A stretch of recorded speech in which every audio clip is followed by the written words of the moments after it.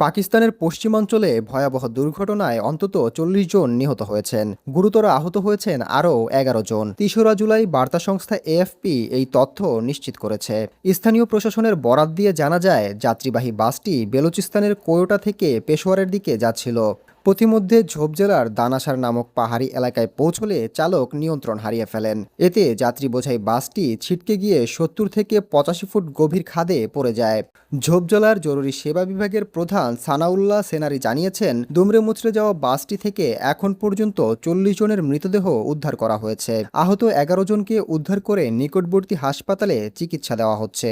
প্রাথমিক তদন্তে দুর্ঘটনার মূল কারণ হিসেবে অতিরিক্ত গতি বা ধারণ ক্ষমতার অতিরিক্ত যাত্রী বহনকে চিহ্নিত করা হয়েছে। বেলুচিস্তানের মুখ্যমন্ত্রীর মুখপাত্র শহীদ রিন্দো জানান, পথিমধ্যে বিকল হয়ে পড়া অন্য আরেকটি বাসের যাত্রীদেরও এই বাসে তুলে নেওয়া হয়েছিল।